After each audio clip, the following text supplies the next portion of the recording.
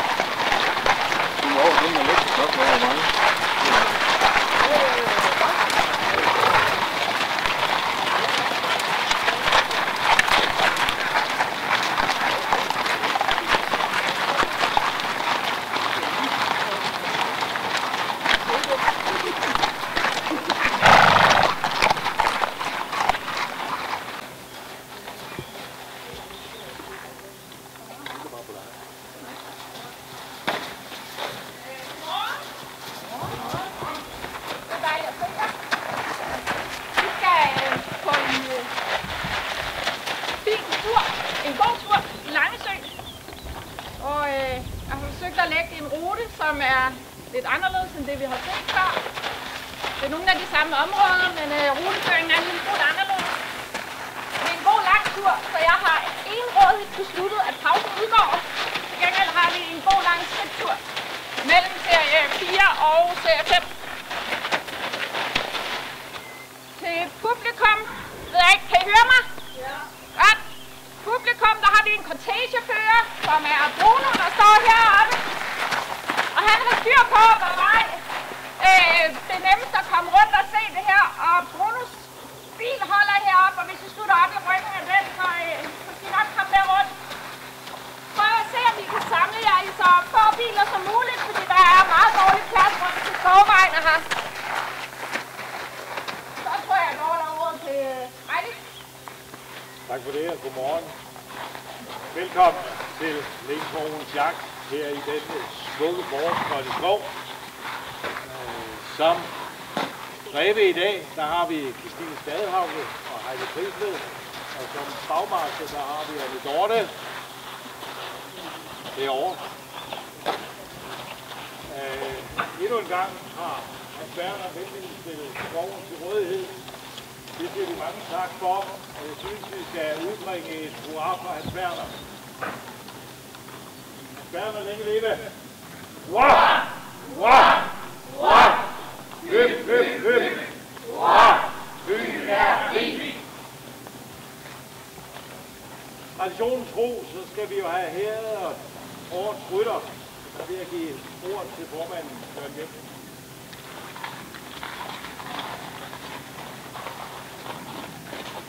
Jamen, jeg vil også gerne byde jer alle sammen rigtig hjertelig velkommen.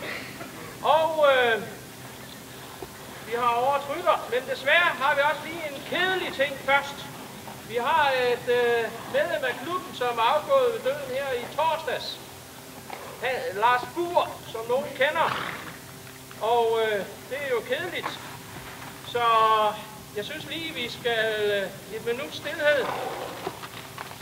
Lars Buhr, ære være hans minde. Så til noget mere glædeligt, måske. Årets rytter valgte vi på generalforsamlingen, og det er Stine, der velfortjent. Hvor bag ham tager hesten. Ja, den temperamentet rækker vist ikke rigtigt. Nå, om det ene skal jo passe til det andet. Så skal du have en krammer her. Ja. Nej, det er velfortjent. Du er altid parat til at give en hånd med. Og du er engageret, ihærdig, ivrig. Og du er en aktiv medlem af bestyrelsen.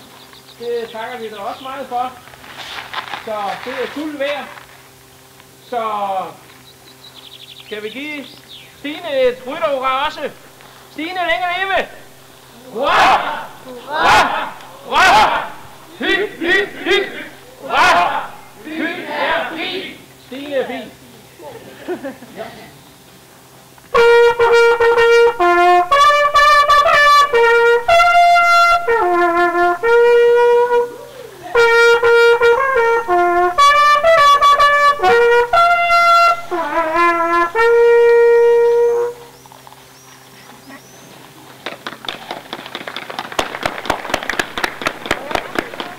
Det må du godt. Ja, det skal spørge Hans op. Hvad? Jeg har nemlig begået noget på papir. Det husker på arbejde, så jeg har begrænset mig til en 7-8 sider. Kære alle sammen, kære Pat, kære Langesø og allermest kære jagtkammerater.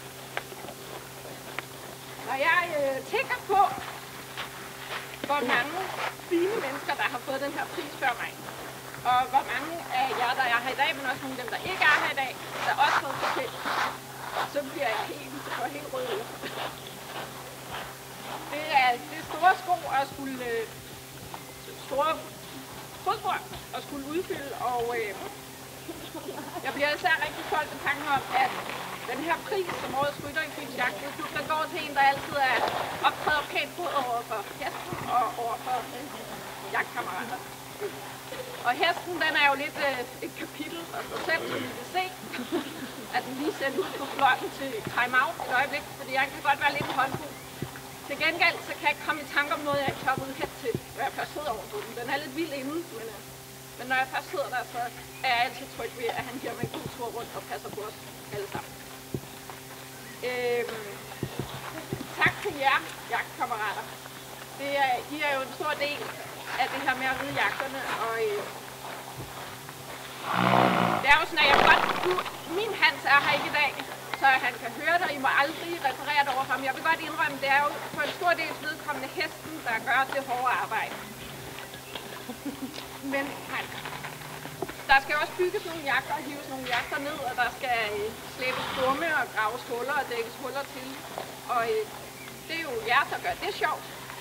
Men der er mange af jer, som har familier, der må undværes den ene weekend efter den anden, og som er tvunget til at synes, at det her med jagtbrydning er det mest fantastiske i hele verden.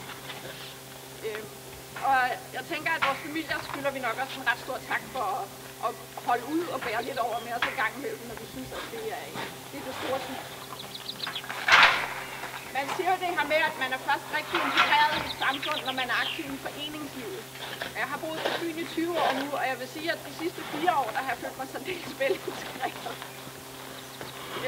Dels på medlem af bestyrelsen, men i det hele taget som medlem af klubben, og det er rigtig rart. Hans og jeg er jo flyttet herud til Langesø, så det er jo blevet lidt, ikke bare hestens hjemmebane, men også min hjemmebane. Og jeg siger tak til Hans og Drift for at vi må være her, og både til værk og det er særligt. Jeg fandt sådan et lille citat af H.C. Andersen, og det bliver jeg altså nødt til lige at have på papir, fordi jeg kan ikke huske det. Men for cirka 150 år siden, så skrev H.C. Andersen om Langesø i et brev til en veninde. Så gik det i galop til Langesø i Fyn. Et af de dejligste steder, jeg kender på denne smukke ø. Man lever her i en sandskov ensomhed. Det ene smukke anlæg aflyser det andet. Skove og bakker grupperer sig eller kæres, så du ser nok, at jeg der kan føle mig vel, især fordi jeg kan være ugeneret, når jeg vil. Og det synes jeg, den rummer meget godt, hvad det er Langesø kan, og hvad det er Langesø er for mig. Så tak for din gode ære, og tak for din ære. Tak, og skål! Skål!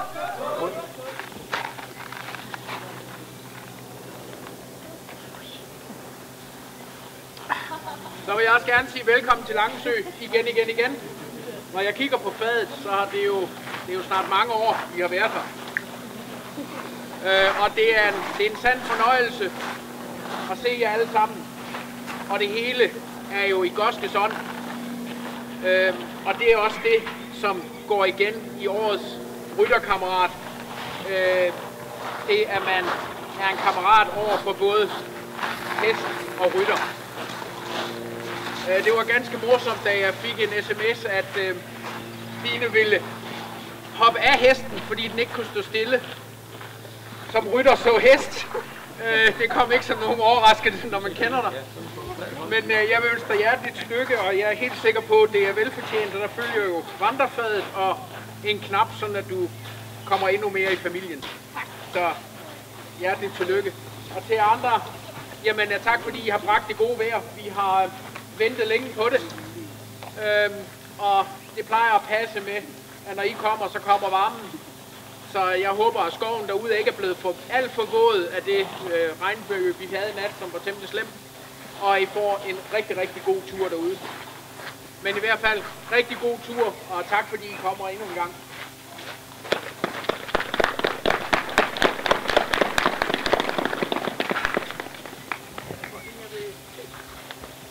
Der er jo ikke nogen, der rider nogen steder uden mig, for jeg er den eneste, der ved, hvor vi skal hen. Så jeg skal lige kravle op på min hest igen. Jeg ved det også.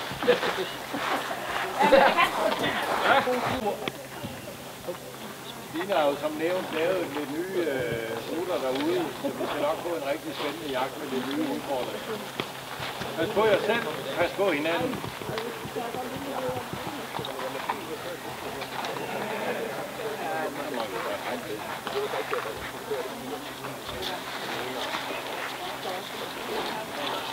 Ja, det har jeg også. Jeg kan godt råbe til. Du er bare gas. Men det er ikke brug for os. Nej, det er ikke. Ja, det har jeg altid.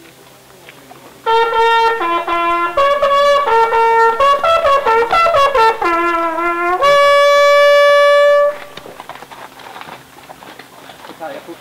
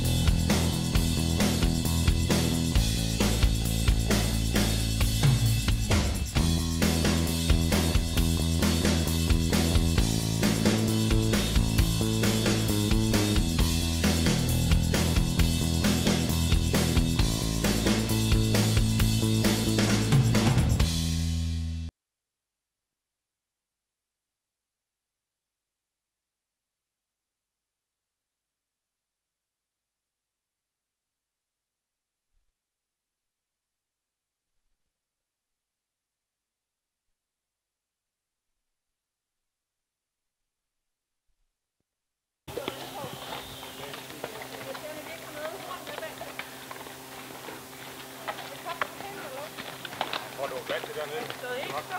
Skal nok være røg på stykker.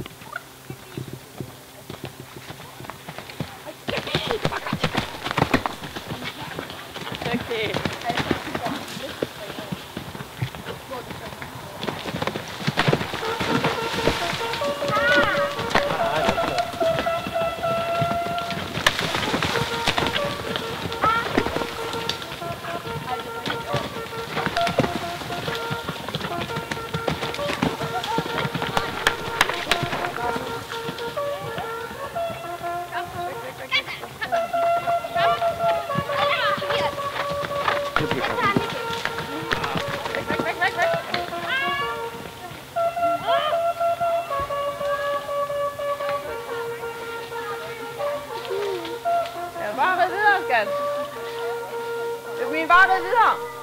Så kan de andre komme med dig.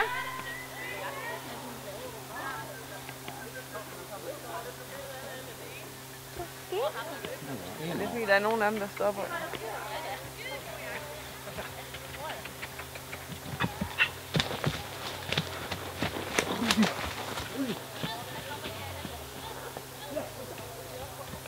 Ja, nu kommer Babu. Filmer du? Hvor er du god? Ja, super! Videre! Hop, han er bedst, når han går. Det kan man ikke. Fik du Babu? Ja. Jeg tror, det var det. Fordi en dårlig...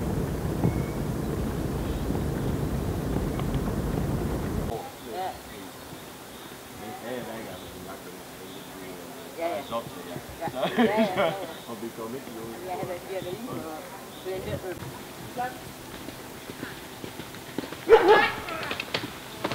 Juhu!